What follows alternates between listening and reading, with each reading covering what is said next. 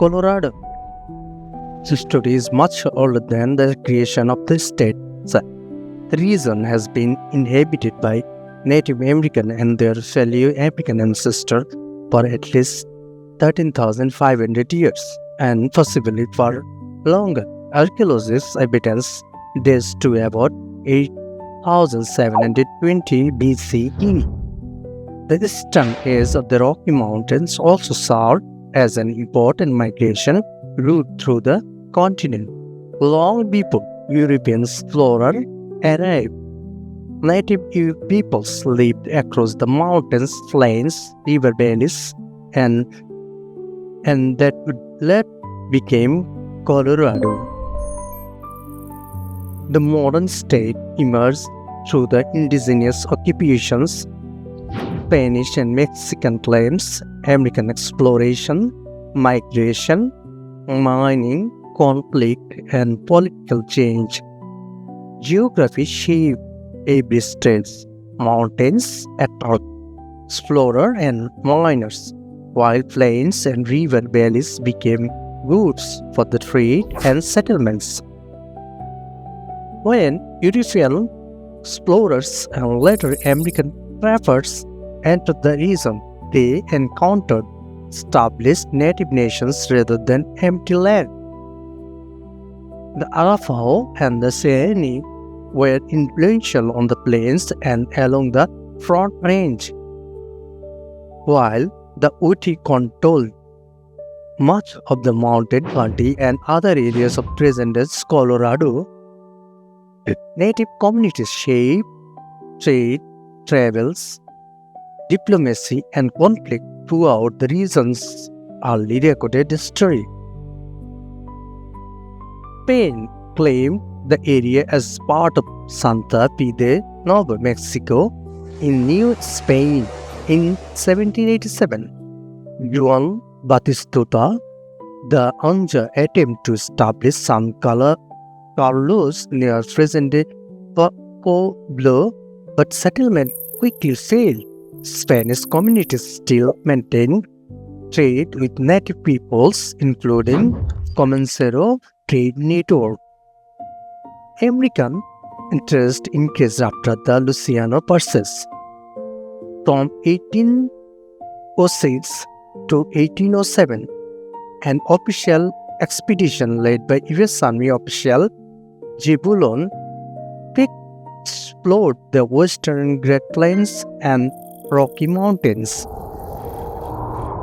During journey, Pike contacted native peoples and announced American claims in the region.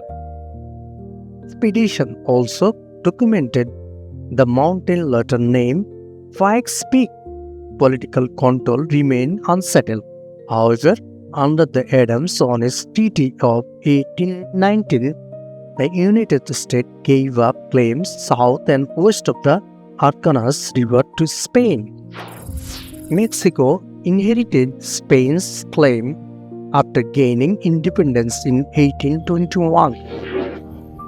From the 1830s through the 1850s, the Arkansas and South Platte valleys became center of the trade. Bands Fort Pueblo and Fort St. Vrain served traders, settlers, and native customers.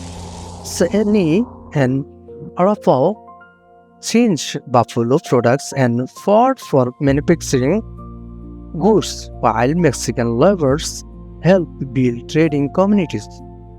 Wagons and overland trails connected the region to town markets. Balance of political power changed after Mexican-American War.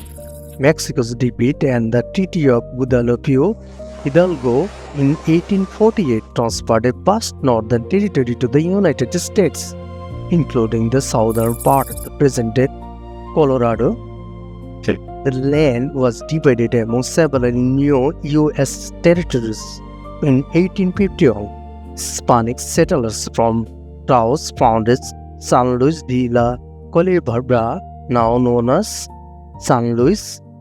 It became Colorado's first permanent European settlement. The same period brought growing pressure on native lands. The 1851 Treaty of Fort Laramie attempted to define relationship between the United States and native nations of plains, including the Arapaho and Sayanes. Settlers repeatedly violated treaty expectations and tensions increased as migration accelerated. This tension could become one of the defining conflict of Colorado's territorial era. Gold changed Colorado faster than any earlier development. Small groups searched the South Platte River Valley in the early 1850s, but the major rush began in 1858. Mining camps appeared nearly Cherokee and South Platte, and several settlements eventually grew together into Denver. Pike's peak gold rush drew an estimated 100,000 gold seekers between 1858 and formation of Colorado Territory in 1861. The sudden population increase created businesses, transportation network, and new towns while bringing large number of white American settlers into the region. Because mining districts were formed from established governments, residents created the Provision Government of Jefferson Territory in 1859. Although Washington never recognized it, the government operated for about 19 months, and several of its laws later influenced Colorado. Golden served as its capital by land of 1860s. On February 28, 1861, Congress created the territory of Colorado. Its borders closely resemble those of the present state. The Civil War initially slowed growth, but mining became more industrial after the war. The railroads strengthened the economy by linking Colorado to the national market. The territorial expansion came at a severe cost to native peoples from 1863 to 1865. When Colorado War involved U.S. forces and native nations including the Cheyenne, Arapaho, Kiowa, and Comanche. One of the darkest events was the Sand Creek Massacre in November 1864 when U.S. troops attacked Cheyenne and Arapaho encampment. The incident was first celebrated in some American reports but later investigated by Congress and became widely condemned for its brutality. The conflict contributed to the forced removal of native peoples from much the present-day Colorado. Colorado's first path to the statehood was not immediate. Voters rejected an early constitution, and President Andrew Johnson later voted another attempt. Congress passed an Enabling Act in 1875, and on August 1st, 1876, President Ulysses S. Grant admitted Colorado as the 38th state. Its timing near the nation's Centennial gave Colorado the nickname Centennial State. The state also became notable for political reform. In 1893, Colorado voters approved women's to a statewide referendum. It was the first U.S. state to grant women voting rights through a popular vote, marking an important development in broader national suffrage movement. Mining remained central to the Colorado's economy after statehood. Gold deposits around Central City and other districts attracted investment, while discovery of silver at Leadville in 1879 helped produce the Colorado silver boom. As easily as deposits disappeared, mining shifted toward deeper hard rocks operations that required more capital machinery and wages labor. The work became more dangerous and conflict between mine owners and workers intensified. Labor disputes became a major part of Colorado's history. In 1880, the government declared the martial law during a violent mining strike at Leadville. In the 1890s, miners organized unions to fight for better pay and safer working conditions, while mining owners created associations of their own. The Cripple Creek strike of 1894 and the Colorado Labor Wars of 1903 to 1904 reflected the growing struggle over wages, hours, union power, and control of workforce.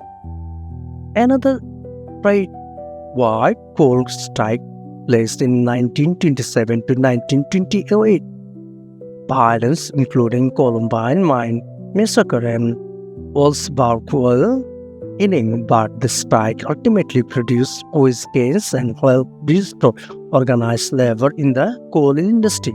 Over time, many mining towns declined when ore deposits were exhausted or markets changed. Others survived by turning towards tourism and entertainment. Colorado's dry, sunny climate also influenced settlement. In the 19th century, doctors often advised tuberculosis patients to move west for cleaner, drier air. Denver attracted so many patients and families that by the 1880s, it was known as the world's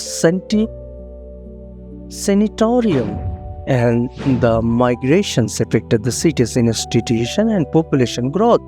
During the 20th century, Colorado developed new industries and broader national identity.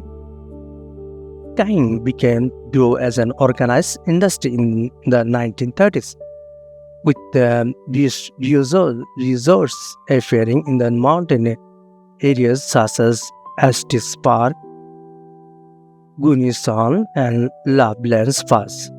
During the World War II, the U.S. Army 10th Mountain Division trained at Camp Hyde, Tanning, the state association of mountain recreation and winter sports. Colorado also experienced major political and social conflicts in the 1920s. Ku Klux Klan gained membership and sought political influence before declining later in the decades. During the World War II, Governor Rob Carr posed racial discrimination and federal intermental Japanese Americans. In the 1960s and 1970s, Colorado became an important center of the Chicano movement, including Corky Gonzalez crusade for justice. In 1972, voters rejected public funding for 1976 Winter Olympics after the Games had been awarded to Denver, forcing their relocation to Innsbruck, Austria. Colorado also became nationally associated with changing public policy. By the 1910s, it was among the states that had legalized both medical and recreational marijuana. Recreational sales generated tens of millions of dollars in the state tax revenue during the 2014, while also attracting visitors interested in the new market. In the early 2020s, Colorado, like the rest of the United States, was deeply affected by the COVID-19 pandemic. By August 2020, more than 1.6 million cases and more than 13,000 deaths have been reported in the state.